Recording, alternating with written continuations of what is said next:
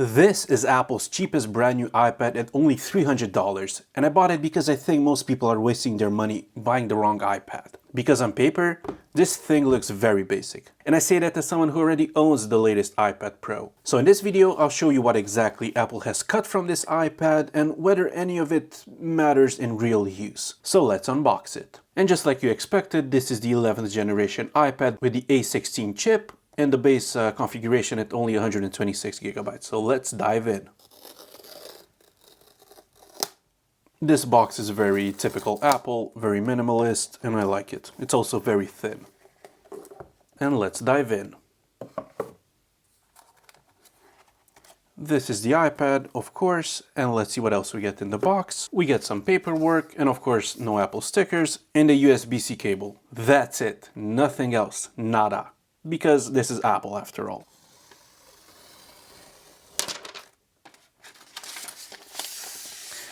And yeah, unwrapping this iPad, I must say, I already love this.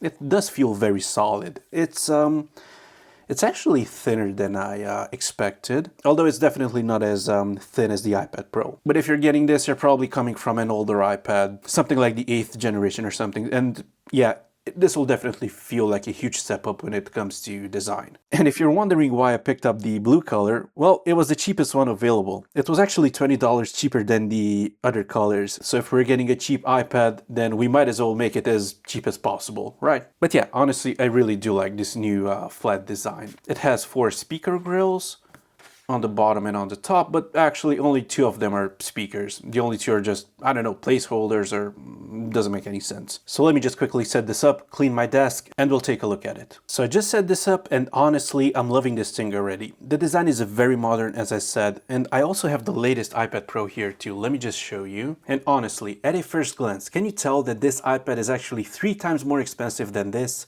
Just take a look at them. They look very similar. And honestly, to the untrained eye, these are basically identical. But that's until you start looking a bit closer, especially at the display, which is sadly not laminated. But what does that mean? I'll add some B-roll shots and try to show you this, but it's essentially an air gap between the glass and the display, and that makes it feel a bit cheaper. It feels a bit less responsive when using an Apple Pencil, for example, and it feels a bit more plasticky. Let me just show you what I mean. So if I tap on the iPad Pro, solid. But when I tap on this iPad, it sounds a bit more hollow, a bit more plasticky, but it's fine. But other than that, I literally have 0 complaints about this iPad. It's amazing. I honestly can't believe that this is actually only $300, brand new in box, directly from Amazon. I've dropped the link down below in the description in case you want to pick it up. And by the way, only 3% of people watching my videos are actually subscribed. So if you're enjoying this, feel free to drop a like. It helps out a lot. Thank you so much. But back to the screen. Of course, it's only 60 Hz, but it really doesn't matter. I mean, yes, 120 Hz is much nicer. There's no real comparison, but for most people, 60 Hz, it's more than enough. It's more than fine. And especially if you're watching YouTube or movies, it really doesn't matter. The resolution is also very high at 2360 by 1640, which makes it a Retina display. And to be honest, that's all that matters, and that's all that you need. Yes, of course, the tandem OLED on my iPad Pro is much nicer. Of course it is. But this tablet starts at $1,000. This is $300. So is the iPad Pro actually worth buying over this? Stay tuned to find out, but I think you already know the answer. And to be honest, performance is where this iPad surprised me the most, because it feels very fast. It runs on the A16 chip from the iPhone 15, but with 1 less CPU core, as it only has 5 instead of 6. But you will never notice the difference either way, trust me. It also has 6 gigabytes of RAM, which is plenty for anything really. And actually, the A16 chip and the M2 series chips share the same architecture philosophy. But obviously the M2 chip is much bigger and more powerful than this. But what matters here is that the single core performance of the A16 chip is actually on par with the M2. And that's what you use over 90% of the time. And did anyone ever complain that the M2 isn't fast enough? No, of course not. So trust me, this is very fast. Even if it only has a 60 Hz display, it feels more than fast enough. And seriously, if you're the kind of person who opens apps, watches videos, edits a few photos here and there, and, plays some games, then trust me, this iPad feels like it'll last for another 5 to 7 years, easily. Now, I haven't used this long enough to give you a full battery verdict yet, but early impressions are very positive. It probably has the best battery life out of any iPad, simply because the chip draws so much less power than an M series chip like this M4. The screen is only 60 Hz, so yeah, of course it'll last for ages. And yes, Apple does advertise all iPads as having 10 hours of screen on time or 10 hours of battery life. But in my experience, that varies quite a lot. And before I move to the camera and speakers, here's a quick shout out to the sponsor of today's video. And this one actually lives on my desk. And this is the ESR 3-in-1 wireless charging station. It lets you charge your iPhone with MagSafe, your Apple Watch, and your AirPods all at the exact same time, in one clean setup. The magnets are super strong, charging is fast, and it looks great on any desk or nightstand. You can grab yours today from ESR's official website with 25% off using the code on the screen or in the description. And thank you ESR for sponsoring this, and now back to the iPad. So what about the camera?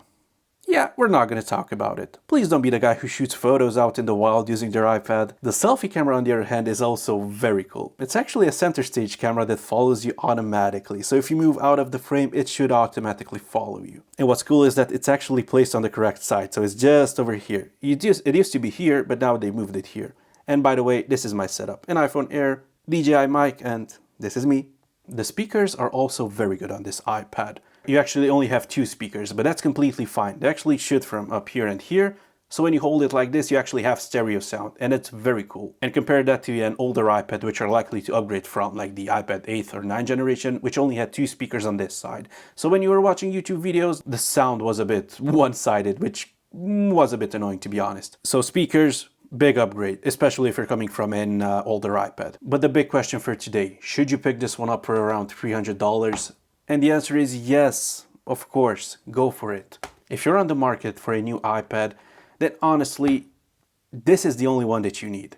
There have been leaks and rumors about a potential 12th generation iPad coming out in the spring with an A18 or A19 chip. So if you can, you should probably wait around a few more months for that. But if not, grab this on sale for $300 or less, and trust me, you will love it. It's perfect for content consumption, casual use, maybe some light work, and this is probably the iPad that I would recommend to most people. And trust me, you don't need to overspend. You don't need an M series chip like the M4.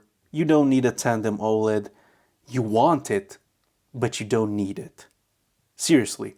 This iPad does 90% of what most people actually use an iPad for. But there's another big question. What if you're upgrading? Well, if you're coming from a 10th generation iPad, of course, don't upgrade. Only upgrade if you're coming from a 9th generation or older. And if you're coming from an iPad Air or an iPad Pro, then I don't know what to tell you. But either way, let me know in a comment down below which iPad you're upgrading from. And if this video helped you out, make sure to drop a like and even subscribe to the channel. It helps out a lot. Thank you so much. This was Dave on Tech. I'll see you in the next one. Cheers.